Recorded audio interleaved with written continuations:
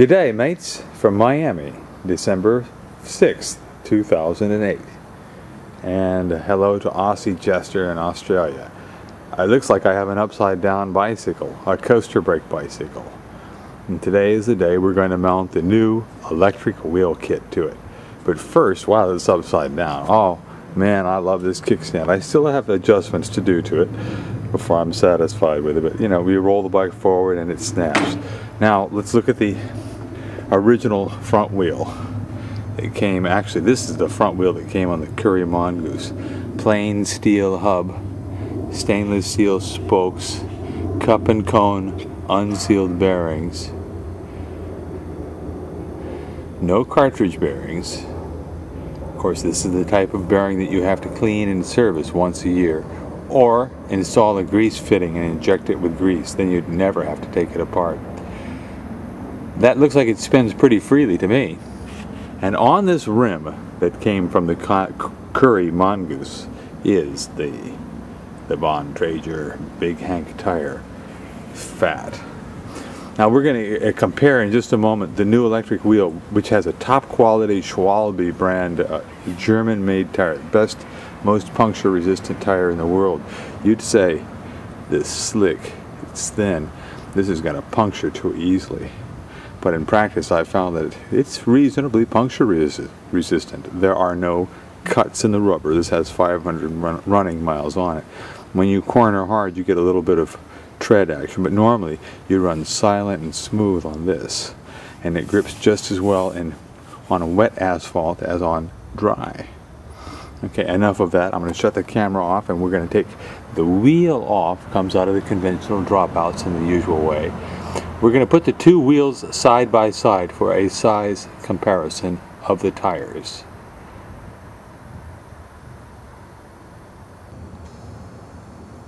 I'm hand holding. The wheel came out easy as pie. Pardon the camera shake because I'm hand holding the camera. Notice the dropout is recessed. That holds the first washer, prevents the wheel from being possible to drop out. I suppose this is a standard feature of bicycles nowadays. So now let's look at the new motor wheel in comparison against this, up against the wall. Okay, I've got the two front wheels side by side.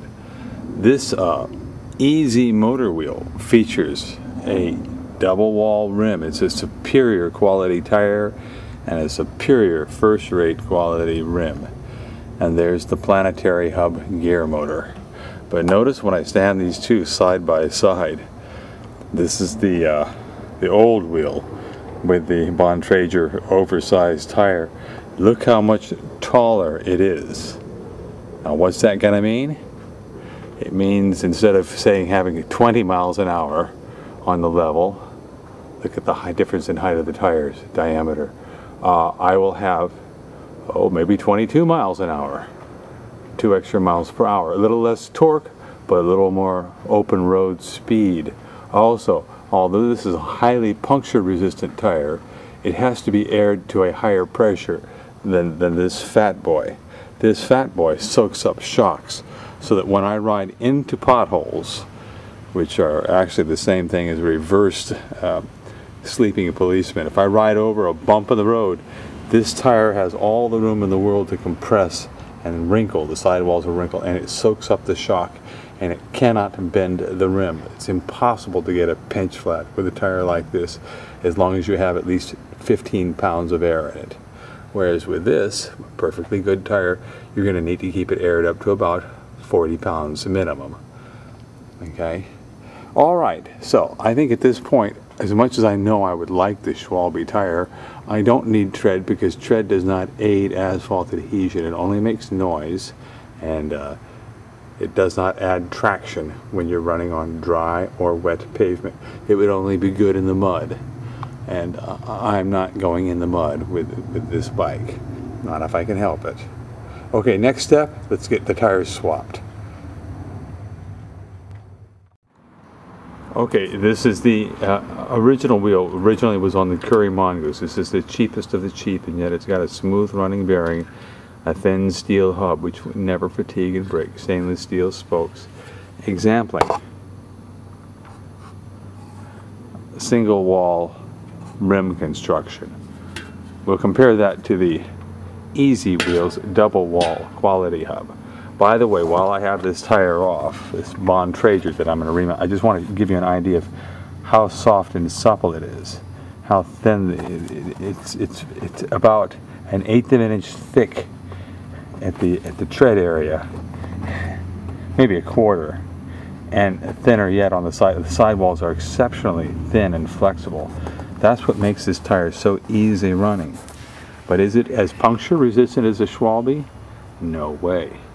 But is it a glass magnet? No, because when you run a tire of large cross section at low air pressure, glass that you run over that would normally cut a skinny racing tire to ribbons will just pass off the tire because it won't be pressed hard into the rubber.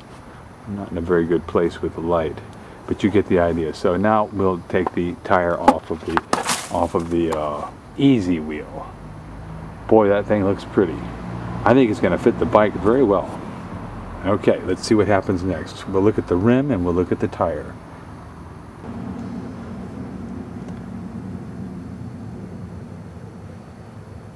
What a beautiful tire. That white wall is not really a white wall, it's reflective material. Makes this thing stand out at night when the car headlights hit it. It's got a puncture resistant layer. It's fully 1/4 of an inch thick, and being a relatively high pressure tire, all the riding contact is on that small center ridge, which is thick. And this will be a low rolling resistance tire, a really excellent bicycle tire. I see why they demand the price for it that they do. So I'm not going to throw this away, but I may give it to a poor friend who needs to ride a bicycle tire that won't puncture. This is the most puncture resistant aired tire. Now let's compare the rim widths. Okay, this is the standard wheel. It's about 1 1/4 inches wide. This is the single width rim. And this is the motor wheel, the eZee wheel. It is narrower. It was stated to me that it would be about 1 1/4 inches wide, but I would say that that's just shy of an inch. It doesn't matter. I'm going to be putting the big fat tire on it. It just means it'll be a little bit more roly-poly. And this is only the front wheel. In other words, the width of the rim is not at all critical.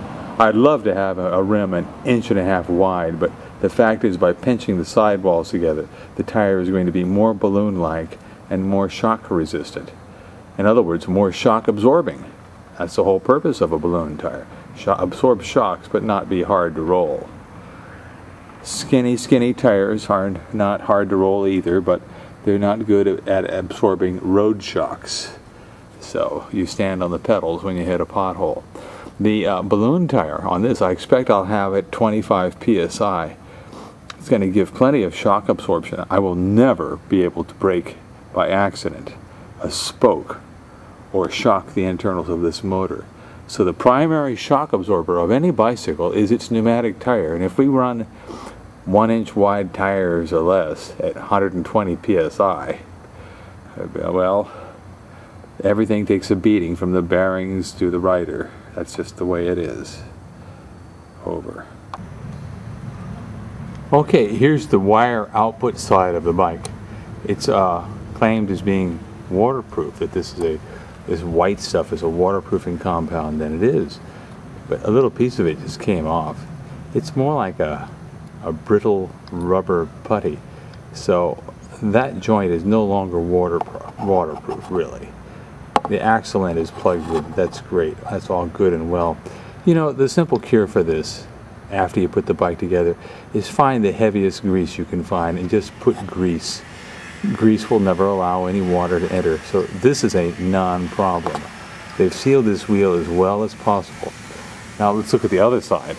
Because my next step will be to see whether this D fits the drop out of my fork nicely. I hope it's a nice snug fit.